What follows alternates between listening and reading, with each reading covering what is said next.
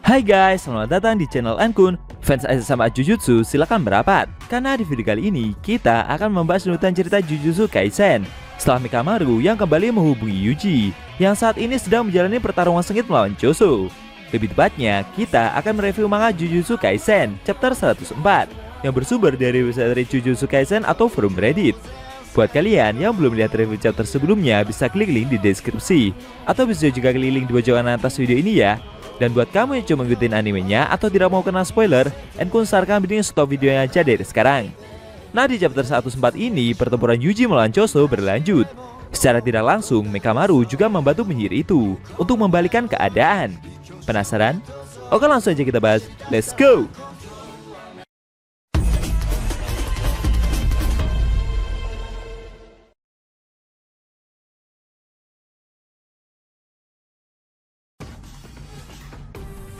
Judul chapter ke-104 adalah Insiden Shibuya, bagian ke-22. Di awal scene, kita diperlihatkan Mekamaru yang bertanya dengan kondisi yang terjadi. Yuji bertanya balik, dari mana saja dia sejak tadi? Mekamaru menjawab kalau dia sedang menghemat energi dan juga melakukan sesuatu. Choso yang mendengar pembicaraan mereka berdua merasa bingung. Setelah bercerita singkat, membuat Mekamaru memahami jika lawan yang penyihir itu hadapi adalah Choso, sang pengguna manipulasi darah. Yuji bertanya, apakah robot itu mengetahui informasi soal villain ini? Mekamaru bercerita jika temannya juga melakukan teknik kutukan yang sama. Yang dimaksud ini adalah siswa SMA Kyoto yang bernama Kamo Noritoshi itu ya guys. Yuji jadi bingung, kenapa lawannya ini juga memiliki teknik kutukan yang sama dengan siswa tersebut. Mekamaru mengaku kalau dia tidak tahu apa kelemahan yang villain itu miliki, karena manipulasi darah adalah salah satu teknik kutukan yang diwariskan di sepanjang keturunan keluarga kamu saja. Mau untuk pertarungan jarak dekat, menengah ataupun jauh, teknik itu sangat handal pada keseimbangannya. Ditambah lagi, Choso yang mengeluarkan teknik tersebut juga tidak akan menderita kekurangan darah, yang artinya dia sama sekali tidak memiliki kelemahan.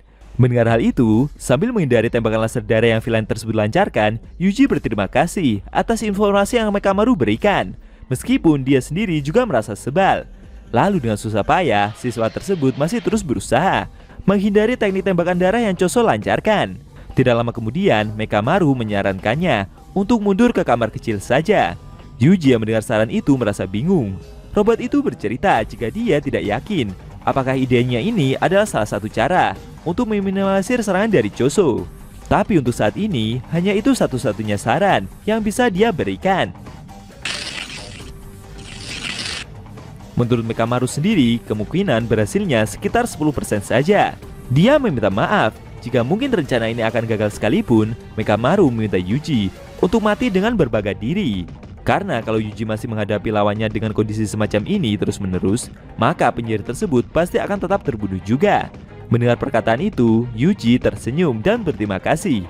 Lalu dia pun berlari ke arah toilet. Choso yang melihat tindakan itu merasa heran, karena di sisi tersebut, penyihir itu hanya akan menemukan lift dan kamar kecil saja. Bagi Choso, kemanapun Yuji pergi ke arah tersebut, itu akan sama saja seperti menebak ikan di dalam sebuah gentong. Ketika berada di luar toilet, kutukan tersebut seperti mendengar suara sesuatu. Dia penasaran, suara apa itu sebenarnya? Choso teringat jika sebelumnya Yuji sudah berhasil mengalahkan kedua adiknya. Menurutnya, penyihir yang dia lawan ini bukanlah orang sembarangan. Tapi yang membuat dia heran adalah kenapa ada dua suara yang dia dengar tadi. Sambil bersiap untuk menyerang, Choso merasa seperti ada yang tidak beres. Ternyata itu adalah suara dari Mekamaru yang seperti mencoba mengalihkan perhatiannya. Robot itu bertanya, apakah kutukan tersebut mau masuk ke sini? Sambil memanas-manasi, Mekamaru menyebut Choso dengan sebutan pengecut, sama seperti adik-adiknya. Sontak saja hal itu membuatnya emosi, dan dengan cepat Choso pun segera masuk ke dalam toilet. Namun ketika bersiap untuk melancarkan tekniknya, dia begitu kaget, karena di dalam toilet semua keran air telah terbuka. Mekamaru kembali berkata jika menurutnya ketiga bersaudara itu sama saja. Mereka mencintai satu sama lain dan sangat mudah untuk ditipu pula. Seketika kutukan tersebut menembakkan laser darahnya ke arah Mekamaru, dan itu membuat alat komunikasi milik robot tersebut hancur. Tapi secara tak terduga, Yuji muncul dari belakang untuk bersiap menyergapnya. rencana berjalan lancar. Sebelumnya penyihir itu bersembunyi di dalam kamar mandi dekat pintu masuk untuk menunggu Choso.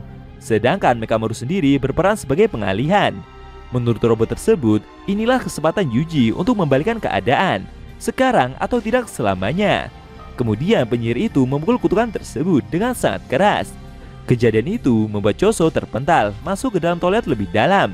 Menurut Choso, itu tadi adalah usaha terakhir yang bisa Yuji perbuat, karena sekarang penyihir tersebut sudah tidak bisa pergi kemanapun. Namun setelah terguyur air cukup banyak, membuatnya sadar jika ini adalah usaha untuk menghentikan manipulasi darahnya. Teknik manipulasi darah menghentikan pembekuan darah untuk sementara. Demi meningkatkan keefisien teknik tersebut, konvergensi telah dibatalkan. Karena itulah darah Choso lebih mudah larut saat terkena air daripada darah orang pada umumnya. Ditambah lagi darah itu sekarang telah tercemar dengan air dan sekarang sudah berada di dalam tekanan osmosis, serta membran sel darah merah akan mulai pecah. Sel darah yang merupakan hampir 45% komposisi darah menjadi tidak terkendali, sehingga konvergensi menjadi batal. Ternyata insting dari Mekamaru memang benar.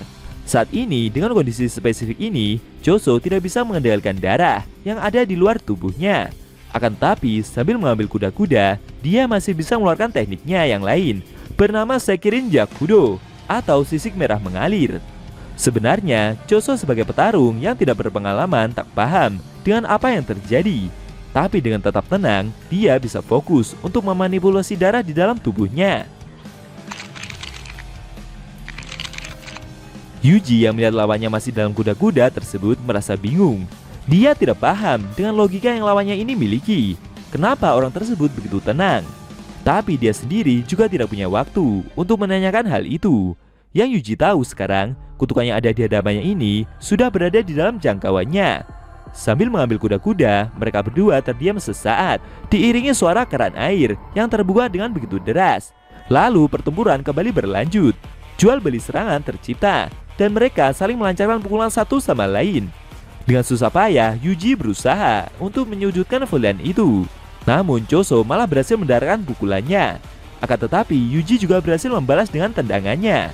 Dalam hatinya penyihir itu merasa jika kali ini dia memiliki kesempatan untuk menang. Di saat dia mengira sudah menggenggam kemenangan, secara diam-diam Choso menggenggam segumpal darah dan memastikannya supaya tidak terkena air, sembari memastikan juga tidak larut.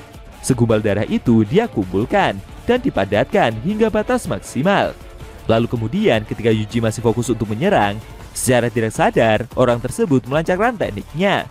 Dan seketika tembakan itu menembus dada kanan bawah Yuji, tepatnya di titik hati penyihir tersebut. Apa yang akan terjadi setelah ini? Apakah Yuji akan mampu bertahan setelah menerima serangan yang setelak itu? Sayangnya scene cerita manga Jujutsu Kaisen chapter 104 telah berakhir.